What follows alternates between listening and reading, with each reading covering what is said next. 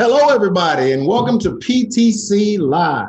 This is Steve Coleman, and I have with me today a very special guest and a very interesting topic. Today, we're going to be talking about stress and stress management, how stress affects us physically, how stress affects us emotionally. Our guest today is a good friend of mine and co-worker, Meredith Brown. Meredith is a faculty member at Piedmont Technical College who teaches in the psychology department. And Meredith is a stress expert. Meredith, so how are you? Introduce yourself to everybody and tell us what we'll be talking about today. Hi, I'm Meredith Brown. I am a psychology instructor at Piedmont Technical College. We're going to be talking about stress today. And it's such a huge topic. People ask me all the time, will you do a stress management thing? And I'm like, well, do you want me to talk about kids, caregivers, test anxiety, relationships? Like, where do you want me to go with stress? Because stress touches, or I'd say stressors touch every part of our life. Like there's very few individuals that don't have something that is a stressor for them. So it's such a huge topic. So today I'm just going to do like 10 tips of things you can do to help reduce stress in your life. So, well, Meredith, let me start with a question. Absolutely. I have a question. Yeah. First question is, one of the things we want to understand is, what exactly is stress and what causes it? I think we all have a general understanding, but I think at sometimes we might not know exactly what it is. And then maybe how does stress manifest itself in our lives? Well, stress is defined. Stress is defined as something that threatens our resources, something we feel threatens our resources becomes stress. But the thing is, it's personal. So stress is something that, to be quite honest, doesn't necessarily exist because it's a stressor that causes the stress. So stress itself is what we get when we have that stressor that pushes us to the brink of having that manifestation of stress. So in actuality, stress doesn't have to exist. I mean, I know that sounds kind of weird. It's like, what? It's the stressor that exists. So for example, my child having a genetic disorder that causes lots of issues. That's a stressor. But instead of looking at it as like, I'm stressed, it's so much stress, I see it as a challenge. This is a challenge. It's something I have to educate myself on. School, that's a stressor. I'm so stressed about school. School's a pretty big thing. Is it really threatening you? So you kind of look at that and say, what's the stressor? Well, the test is a stressor. Well, then how do I prepare for that challenge versus that stress? So you kind of go, so I don't really know stress has a definition. Stress obviously exists, but with regards to the stressor, the thing that's causing the stress, looking at that as a challenge of something you can move through or move over or educate yourself on doesn't lead to the stress. Instead, it leads to a resolution. And it manifests itself. It can manifest itself physically, psychologically, obviously emotionally. We get a little snappy when we get stressed. It's endless the way that it can manifest, but definitely manifests itself physically, corticosteroid, feeling anxious, having that stress experience can make you not think cognitively well, can make you forget things, especially. That's a huge one. When people have high levels of stress, a lot of the times their prospective memory doesn't work quite as well because they don't remember to do things. So that's a lot of the times when I have a student that says, I don't know why I forgot. I'm like, well, probably because you're real stressed out. So let's work it out with you. Sure. About, it's like, well, I don't know why I forgot because they don't have a big reason. They weren't in the hospital. There wasn't some drama. It's just they literally forgot because of all the other things that are going on. Prospective memory didn't work quite well. So let me say this real quickly. For those individuals who are watching this on my Facebook Live page, I'd like you to switch over to Piedmont Technical College's Facebook page to be able to participate in this live discussion about stress and stress management with myself and Meredith Brown, who's one of our faculty members in the psychology department at Piedmont Technical College. Meredith, there's some things that happen in our lives all the time. And right now, it's likely that we're all living in a very stressful time. Mm. Our lives have been kind of turned upside down a little bit. The norms have changed. And I'm assuming that these are all stressors as well. And then there are also other things, stress from life, stress from business, stress from school, and how it manifests itself in terms of things like procrastination. Could you talk about some of those things before we get into the PowerPoint presentation? Yeah, absolutely. I have a slide on that, but we'll just jump to that slide. So time management is one of the things that can help you reduce. That's number 9 on the list. So that's something that can help you to be able to manage your stress, is managing your behavior, because time management is kind of a myth. You can't manage time. You have 168 hours a week. That's all you get. You can't make more. And everyone gets the same. But procrastination, I don't believe procrastination actually exists. And I know that's another one. People are like, what? But it's not so much that you're procrastinating in essence of like, I'm a procrastinator, as much as I don't find value in the thing that needs to be done. So I'm not pushing myself to do it, because, if I said to you, hey, I'm going to need you to go ahead and hit those dishes. I got a $100 bill if you take care of that. You're probably going to be on those dishes pretty quick versus, I need to hit those dishes because it's good to have a clean dish area. And maybe like, I can wait. So procrastination often also comes, and this can kind of start us off with the first slide, which we don't have to show the slides. There's no big deal with that. But it also can come for the way our brains are wired, because our brains are wired to avoid things that hurt, things that cause trouble, things that we want to pull away from. That hard work. Our brains don't like it. Our brains want to relax, and they want to chill, and they want to, they want to do things that we enjoy. Dopamine release. We want some dopamine release. So when it comes time for studying, your brain is like, I don't want to study. I don't like it. And so you actually have to teach your brain, this is good. Here's the value. Oh yeah. Okay. All right then. So you have to actually teach your brain that these things are valuable for you. These things are important. And the procrastination starts to kind of wean away when you start to see the value in something. It becomes more important and less likely to procrastinate. So. Well, in other areas, we talk about those things that are in let's call it the nitty gritty of life, the daily things that we deal with. Say, for instance, now, there are people who are completely out of their comfort zone because their days are not in order like they used to be. And, sometimes people don't understand perhaps when they are being stressed. And I'm trying to think now, have you gone through some of the physical manifestations of stress? Yeah. One of the best ways to recognize stress physically, it's going to be in the shoulders and then the neck. Also in the tightness of the face. It would blow your mind when you lay down and you just relax your face. And that's something else I talk about in a little bit. Just relaxing your face, because our faces are so tight throughout the day. We're thinking, we're stressed out, we're clenching our teeth. So when you just relax your face, it's like, you're like, wow, I didn't realize I was that tense. So when you lay down on the bed and just consciously take a deep breath in,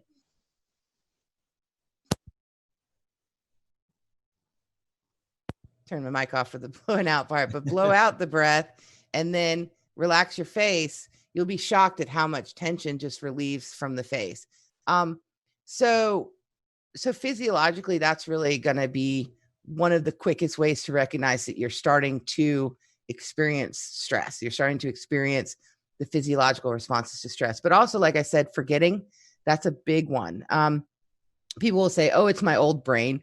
Probably not. It very well may be that you're having a lot going on. There's a lot of chaos. Maybe it's very complex life. I have what I call a complex life. And so I do a lot of micro relaxation during the day, which is my thing. So when you start to acknowledge that there may be stress, that's when you start to notice what's there. And that's when you can start to kind of find ways to pull back from that. So, and that's what we're going to go today, is the 10 ways you can maybe reduce some of that stress. So. Okay, sure. All right. Exercise is number 1. All right. And before we begin, though, I want to say these are simple but not easy. And I say that because these are super simple things you can do to help with stress. The reason I say they're not easy is because you have to do them. There's a woman, her name's Mel Robbins. She's got her own TV show now. But prior to that, she had developed kind of a countdown, 5, 4, 3, 2, 1, getting started so that we don't hesitate in life.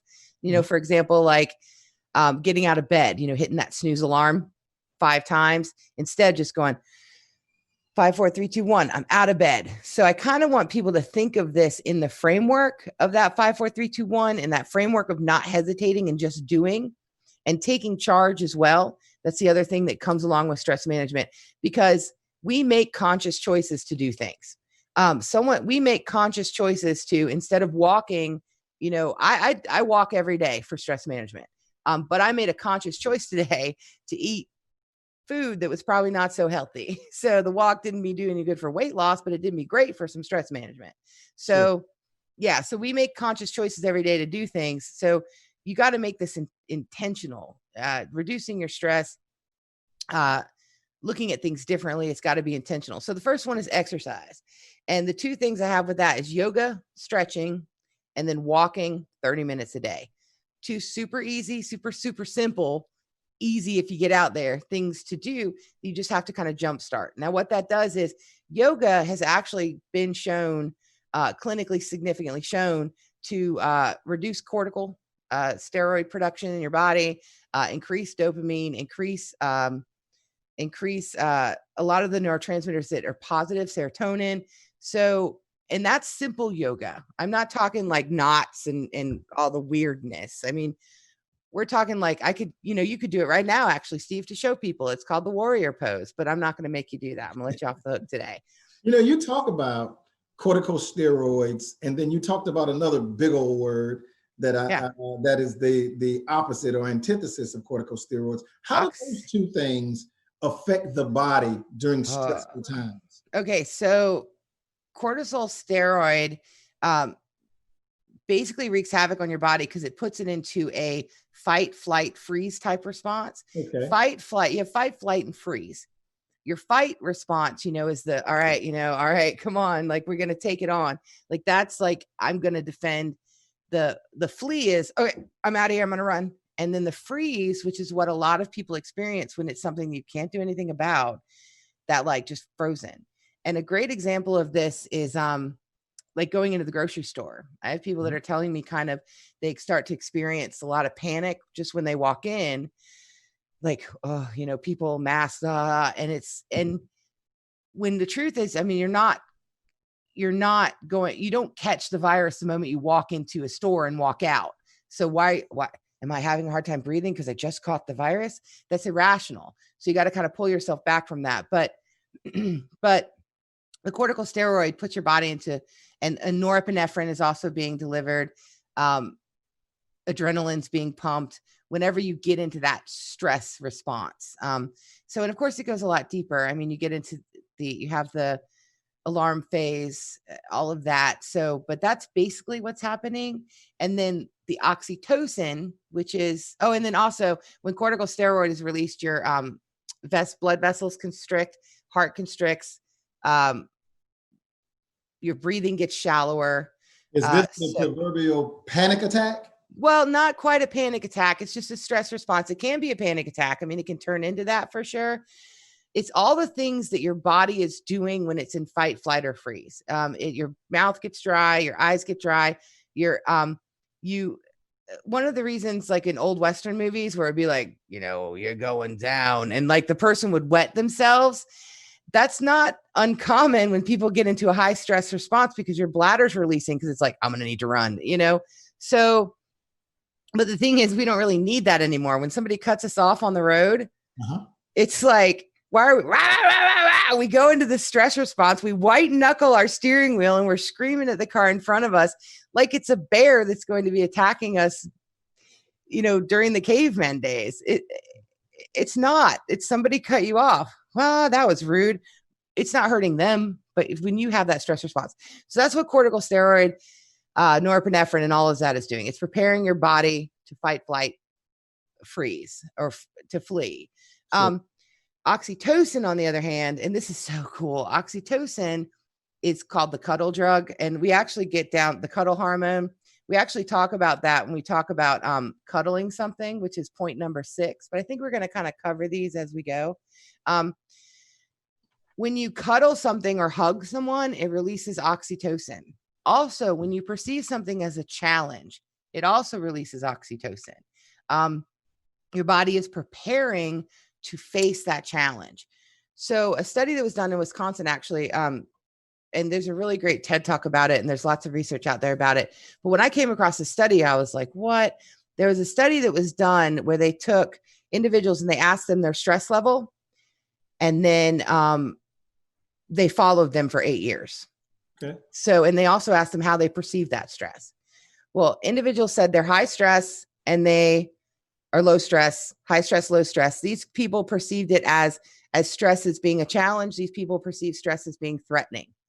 Well, this had the highest death rate. People that had high stress and perceived stress as a threat, highest death rate.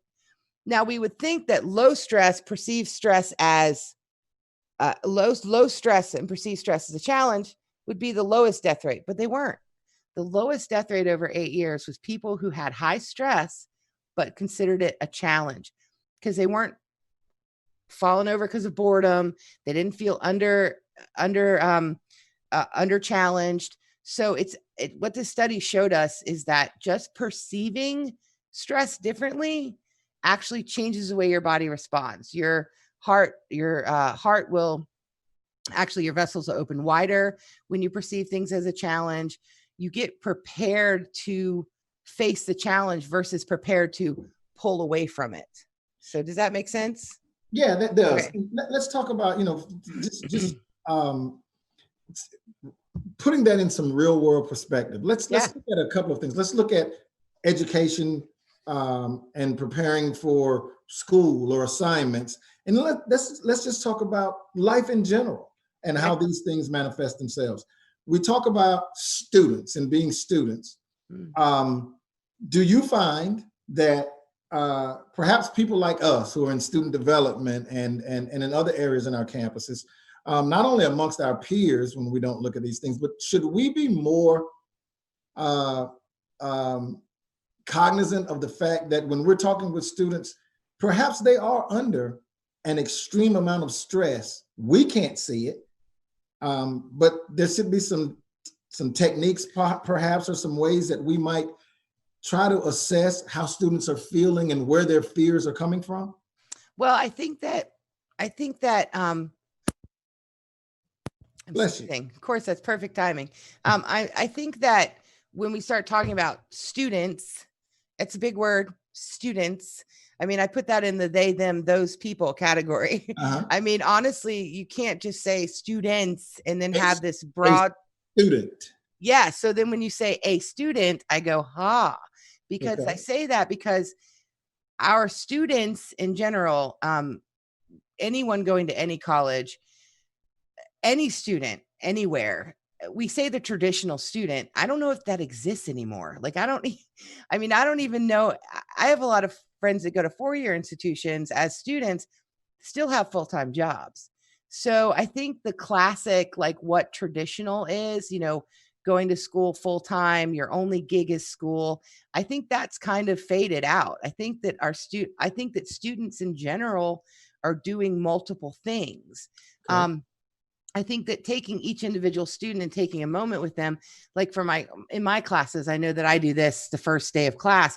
I go over how much time we have, 168 hours in a week, 40 of that is sleeping. And I start to do the subtraction, take out a 40-hour-a-week job, take out showering and bathing, which, I want everyone to do. Eating is good. We come down to having 37 hours a week left for school. And that's after you take out work, all of that. So it's helping. I think it's good to help students to know that this is normal. Feeling this way is how most everyone feels. And so, but it's really important to get down with the individual to say, what are you going through and how can we help you? And I think that's going to be what you need to achieve. So I think that's going to be critically important for us as we move forward with our summer semester and going into the fall. There are going to be some significant challenges. One of the things that that's going to happen is, you know, we had students that had a choice of whether they wanted to take courses online or courses in a traditional classroom. Well, part of that's been taken away. Our students, as they come back in the fall, it'll be online learning. Yeah. And many of them have never done this before. Well, and I can only speak for myself as an instructor, and as you know, talking about the stress management thing side of it. I already know I can name right now 10 people who are just awesome when it comes to helping alleviate a lot of the stress when people come into their classroom the first time. I think that the best thing you can do for that to help reduce the stress of students coming into an online environment is to say, hey guys, great to have you here. I know not everyone intended on taking an online class, but when you're finished with this one, you're going to be like, what? Why don't I take online classes? This is awesome. Okay. So, you know what I'm saying? Like putting that perception out there that this is going to be good. You're going to like this versus, I know you didn't want to take an online class, but, you know, just try to do your best. That's creating that whole like, oh, you know, that creates an anxiety before it needs to exist. Yeah. But like I said, I mean, our instructors are pretty awesome and we got some top-notch people here. So I already know, like I get a lot of my stuff from other people. They'll say, this is what I'm doing in class, or this is what I'm doing. A lot of our, I'd say most all. So, and especially with, you know, with the staff being like spot on right there. I mean, I sent a question out. I think it was 3 minutes. I got a response to something I needed to do. So it was kind of really awesome. So I think that if there's students watching, which hopefully there are, going into this is looking at it as a challenge. Like, okay, I've never done online classes, but I'm gonna look at it as a challenge. And also knowing that you're not bothering me to email me to ask me a question. You're not bothering your instructor to say, you know, I can't find this or I can't do this. That's what I do. I mean, that's what I'm here for. So I'd say, you know, definitely read through everything. Like if there's an instructor page, if there's you know, that's going to reduce your stress because feeling prepared, having control is a huge thing to help reduce stress. Right. So if you feel prepared and you feel like you have some control, then especially when you look at a 2-week window, you know, you've got this assignment, it's due in 2 weeks. You get to choose when you work on it. So if you can't work on it till Thursday, you can do it Thursday. If it's due on Tuesday, I suggest starting on Thursday or Friday. You know, so looking at it instead of a perspective of I've lost the control, looking at it saying, now I have all this control to be able to do things within these windows. So sure, and it's an effect that affects the entire institution. You know, we have a great staff of people from administration on down, and we're all going to be pitching in and bringing out the best of our professional and personal selves to help students in what is a very different environment. I mean, the virtual environment is a little bit different. Quite a bit different. Yeah, it's different. Environment. Oh yeah, it's for sure different. And I have that on the last slide too of seeking help. That's a big one. That's number 10, being kind to yourself, avoiding the self-talk. Like I can't take an internet class. I can't do stuff online. Instead of the I can't, you know, looking at that and saying, okay, what are my challenges? What is my what are my end and what's my means? Where are my bumps along the road? It's a means to end analysis that I help students learn to do. But, you know, what are these bumps that I'm going to hit? How can I resolve those bumps? But being kind to yourself and saying, you know, I'm going to seek out help. I'm going to ask for, I'm going to send an email out just saying, hey, I'm new to this online thing.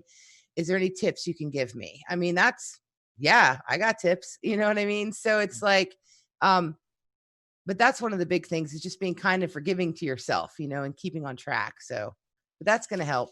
But yeah, we have a good crew here. I think it's going to make the transition to online for the students who never would have taken an online class. I think it's going to make it pretty smooth. Right. So. You know, you had another thought when we were chatting prior to going live. We talked about a particular word and that word was procrastination. And you had an interesting take on procrastination. My thought about procrastination was just, hey, maybe I'm just a little bit lazy sometimes. But your perspective on procrastination was quite a bit different. It's an emotional response to things. And procrastination is something that does affect students. It affects us as professionals in the workplace. It affects us as professionals at our college. Talk a little bit about procrastination and what you were saying. I'm putting you on the spot about, procrastination may come from a place where you just ain't feeling it. Well, okay, so I am on the spot a little with that, only because I do believe that procrastination, in the term that we use it, like, oh, I'm going to get to that later. I don't know why I don't want to work on that. Or I don't, like you said, I don't know why I don't want to mow my lawn, or I'll tell you why I don't want to mow. We have millions of excuses for why we don't want to do things. And sometimes we have reasons. Like sometimes there's good reasons. Like, I don't think it's all just lame excuses people make up. I think sometimes there's actual legit reasons we don't do things. But procrastination itself, we avoid doing things that we don't want to do. Right. And so I'm going to be honest. If I have an option to sit on my phone and, collect me up some coins in my game that I have versus reading a journal article about sodium channel blockers or sodium channels in the brain and how they work with cognitive functioning, because, I need to stay abreast on what I need to know, I would rather be playing my game. So I'll pick up my game and be like, soup, and I'll do. Well, I'll get to it in a minute, because that's really taxing on my brain to read that type of article.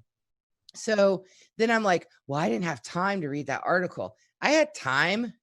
I just gave an hour and a half of it to my phone, so that's why I think procrastination itself becomes like, well, I'm a procrastinator. And they also have the concept of the procrastinating perfectionist, where they feel like if they write the paper a day before and they get a B on it, they can say, well, I wrote it the day before, that's why I got a B. Versus if they write it a week before and they get a B, why didn't I get an A? I worked on that for so long. So, there's a lot of things that you can look at. Procrastination, we can do an hour just on procrastination, but a lot of the times we procrastinate because we don't find value in what it is we need to do or what it is that needs to be done. And so procrastination itself becomes the excuse for why we're not doing something. So let's talk about something a little bit lighter in a little bit. Let's talk about something that you and I do every time we run into each other. It's a comedy show, because that's how our personalities are. We're very serious people when it's time to be serious, but we do appreciate the time when, hey, how about from an emotional standpoint, laughter and human interaction and, those sorts of things that help us, and how that helps us become even more efficient in our daily life as student development professionals, as college faculty, and as individuals who are students that are working towards their goals. Yes. Okay. So laughter is number 7 on the slides. We're kind of doing this in a talkie format, which I absolutely love. So that's number 7. Laughter itself also produces serotonin, helps with dopamine. It's rewarding. Laughing is rewarding.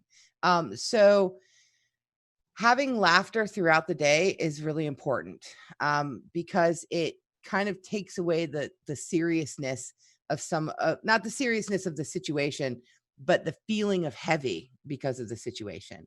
So a great example of laughter being able to kind of shift your mood is like kids will, they'll do something like, and it's just, what did you just do?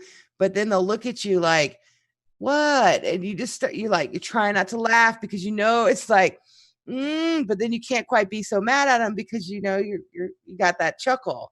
Another great example, I was making grits and I didn't know you weren't supposed to cook with a Dutch oven, like a big pottery thing. Do you know what I'm talking about? Like the big pottery things you cook in the oven. You need to be real careful here talking about grits now. I know. And I make good grits, just so you know, like stone from the base, like cooked, boiled, like leave them there forever till grandma finally says it's okay. I get it. Good. But so grits on the stove, I'm cooking them. I didn't know you weren't supposed to cook in those pottery pots.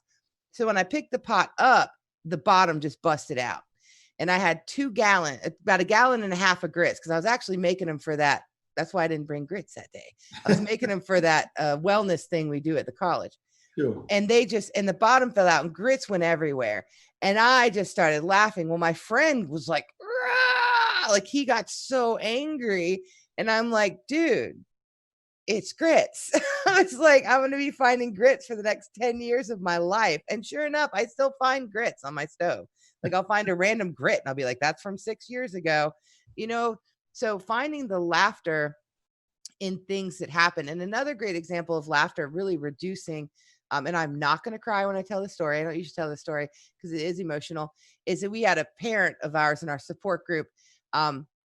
His daughter had a very bad seizure. She was on ventilation, all of that.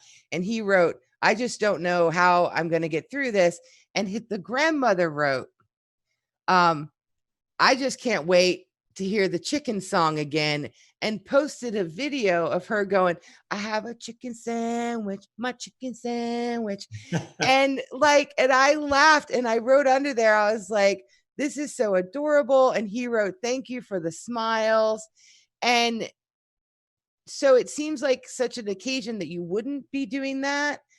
But then later he posted her with a cheeseburger when she was better and had gotten out of the hospital. She was like, I got a cheeseburger. And we were just like, oh, that's so awesome. It truly is the little things. Yeah. And, as we come to a finale here, we're talking about, how things are going to be happening. And we, in our meetings as college staff, we're talking about the absolute best way to serve our students. And we are trying to, we're doing every process we normally do with a fine-tooth comb, because we realize that there'll be students with a higher anxiety level as they begin this new semester. And, at Piedmont Tech, our mantra is we serve our students well. We are going to always go above and beyond to help our students to be successful. Oh, yeah, for sure. Some other things that I think that faculty and staff, as well as students, as we come together to make this thing work again in a very new, very different environment. You talked about being kind to yourself, no negative talking to yourself, creating mantras, intentionally reframing negative things, and your thoughts. And one other thing that really strikes me is being able to forgive yourself. Oh, yeah. Take us to as we come to a crescendo, talk to us a little bit about those things. Well, that's the biggest part. And I want to throw this in, though, because I have to throw this in about putting your screens down. Stress management. The world needs to hear that one. And I know you're on Facebook right now. Don't put it up right now. We want you right now. Like, stay here now. but with regards to stress management and sleep, putting your phones down, putting the lights down, dimming the lights down, that's like insanely important when it comes to stress management. But going on to the last slide about negative talk and being kind to yourself, I had a student that showed up to my class for the third time. And the first thing she said when she walked to the door, she said, Ms. Brown, I'm sorry, I have to take this class again. And I was like, and I couldn't hold myself back. And I looked at her, I was like, why are you apologizing me for working super hard, busting your tail, coming back to me, meeting me the first day? Like, why are you apologizing for that? I was like, what? I was like, she was like, well, I mean, I've tried 3 times. And I'm like, listen, we're going to meet every other day, like just in the beginning, to get you really going. And she had made a C, but she was coming back for that A, to get to help with merit. And, she killed it this last semester. I mean, she just knocked it out of the park. But I was like, why are you apologizing? So I'm sorry I have to come. I'm sorry I'm coming back to your class again. I love having you. Now, I want you obviously to get that A and to move forward. But that's one thing with the students of the negative talk. I'll have students who say, I know I probably won't pass your class, but I have to have it. And I'm like, why are you saying you're not going to pass my class? Like, well, because I didn't do so good in such and such class. And I'm like, well, what does not so good mean? What is, instead of just saying, well, do your best, it's like, well, what do you mean by not so good? What do you mean by you don't think you're going to pass my class? What do you think the problem is going to be? And they end up probably in a 15, 20-minute conversation with me. That's mostly motivation, obviously, Sure. but nonetheless also kind of pushes the point of, instead of saying, I know I probably won't pass this class, but I'm going to do my best. Instead, you go into it saying, I'm going to do my absolute best in this class and I'm going to rock it out. And I'm going to talk to my instructor first day to say, hey, is there any tips you can give me to be successful? And if nothing else, they're going to turn you to something they made on a video or something they have in a worksheet. Everybody has something that they can give students to help them to be more successful. We all do. So that's what I mean by the negative talk, specifically for students. Like for anyone else too, everybody, just the negative talk of, I can't get out of bed. Well, of course you can get out of bed. You absolutely can get out of bed. Now, whether or not you want to, there's that. And also the forgiving yourself also goes into the play of, when you make a conscious decision that wasn't the best decision, there's no reason to ruminate over it. I didn't make the best lunch choice today. I just didn't.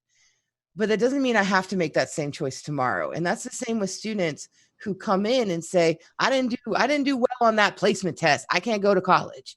It's like, what, whoa. Sure. All the placement test means is you maybe need some refresher courses. I took refresher courses at Piedmont Tech. I mean, that's where I started my life. So. Great point. So yeah. So instead of catastrophizing, looking things that way. So specifically as a student, and then the creating mantras thing is creating that mantra, not necessarily the look in the mirror, like I am pretty and I'm smart and people like me. I mean, that's great. But I mean, mantras is in like, this too shall pass. Especially I like that. Oh yeah. Especially when you're trapped in a house, you've got 5 people in a 2.5 bedroom house, and you got no space. It's going to pass. You know what I mean? Like it's going to pass, and it's going to feel really awkward when you get back into schools, because we're going to have, sheets up, and there's not going to be any, fist bumping's not even going to happen. Elbow bumping's not going to happen. So there's going to be that weird physical distance thing. And just as a human being, that's going to feel weird and awkward. And like, oh, and it's not, I don't want to hug you, but it's like, we actually have this mandatory 6-foot thing going on, and then not being able to see people's faces. I smile at people all the time. I'm going to be doing that, the air high fives, the air fist bump. Yeah. And the smiling thing, I've been trying to practice smiling with my eyes, because I'll be in the grocery store.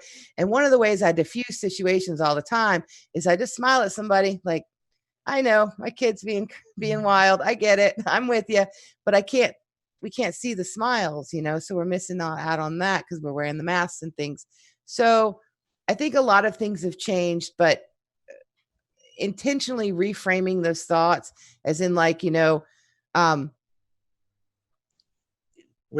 the grocery store and intentionally saying, I'm going in to get some items. The likelihood of me becoming sick, just grabbing some items and going home is pretty slim.